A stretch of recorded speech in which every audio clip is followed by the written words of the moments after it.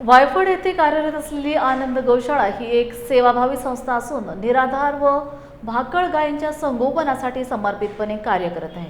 आजच्या धावपळीच्या आणि स्वार्थी जीवनशैलीत जिथे प्राण्यांकडे दुर्लक्ष केले जाते तिथे या गौशाळेने करुणा, माया आणि सामाजिक बांधिलकीचे उत्कृष्ट उदाहरण घालून दिले आहे।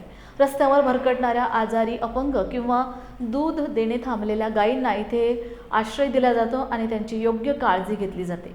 या गौशाळेचे अध्यक्ष माननीय विलास कांबळे गेल्या 3 वर्षांपासून अत्यंत निष्ठेने आणि जिद्दीने ही सेवा करत आहेत। हे आनंद कृषी बहुउद्देशीय शिक्षण संस्था वायफळच्या वतीनं मी गेल्या 3 वर्षापासून गोपालन करत होतो आणि त्याच्यानुसारच मी आता गोशाळेचं म्हणजे गाईच्या करुणाश्रम, म्हणजे ज्या गाईला कोणी पोसू शकत नाही, ज्या गाई कत्तलखान्याकडे जाते त्या गाई मी पोसून राहिलो समजा। हे त्यापैकी हे एक गाय आहे समजा। हे गाय हे आता गेल्या 2-3 वर्षापासून माझ्याकडे आहे। आता हिचं उत्पादन नाही झालं म्हणून कास्तकऱ्या सोडून देते आणि नंतर मग ह्या गाई तुमच्याकडे आणून देतात, खाण्याकडे जाते। त्याच्या ह्या पूर्ण ह्या गाई ह्या गाई हे आहे या आणि माझ्याकडे जवळपास 8च्या तारखेमध्ये 50च्या वरून जनावरे आहेत।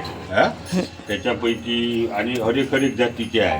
आता ही गाय पहा, आता ही गाय पहा, ही आता भाकड झालेली गाय आहे। हिच्यापासून कोणते उत्पादन नाही आहे आणि कास्तकार या गाईला किंवा शेतकरी किंवा जो गोपालक होता तो या गाईला कत्तलखान्याकडे जात होता। ती आता माझ्याकडे गाय आहे। आता हे लहानचं कारभार हे गोरा म्हणून आहे। या गोऱ्याचा काही उपयोग होणार नाही, पण याला जगाचा अधिकार आहे। त्याच्यामुळं आम्ही यालासुद्धा त्याच्या जिवंतपणापर्यंत पाळण्याचं आमचं हे धाडस आहे। त्याच्यानंतर हे माझ्याकडे ह्या गावरानी गाई आहे। ही आता गाय आहे समजा। हिच्या मालकाने सोडून दिलं होतं। तिला खूप मारलं होतं या गाईला, त्याच्यामुळे हिला फार अशा जखमा झाल्या होत्या। आम्ही ह्या गाईला पूर्ण म्हणजे गेतोड्या वगैरे झालेल्या होत्या। त्या गेतोड्यामधून हिला आता मुक्तता भेटली। आता ही गाय चांगल्या सरीत आहे, चारा पाणी वगैरे करते। ही एक गाय आहे। ही पुन्हा म्हणजे आपली गावरानी गाय आहे। हिचे चांगलं आहे। ही एक कानपुऱ्या रंगाची कानपुरी गाय म्हणतो हिला आपण। ही एक गाय आहे। त्याच्यानंतर ही लहान वासरं आहे की हे खाली याच्यात फळा ठेवते, खराटाले जागा नाही यायच्या ठेवाले। हे पुन्हा हे कारवड आहे। हे आपली जर्सी गाय म्हणतो तिच्या ह्या बच्चा आहे। ही कपिला नावाची गाय आहे। आता हे एवढं मोठं ह्या 50 गाईचं ते करते वेळी मला माझ्या याच्यातून मी हे सगळं करून राहिलो।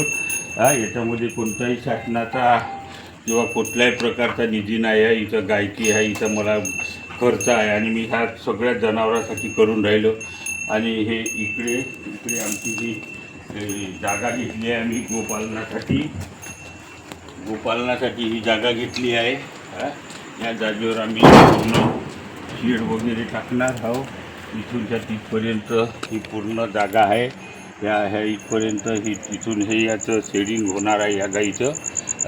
तिथून गाईचं शेडिंग करणार आहोत आम्ही आणि त्याच्यानंतर इथं आम्ही त्या गाईचं पालन करणार आहोत। इथं ते हळं वगैरे करणार आहोत।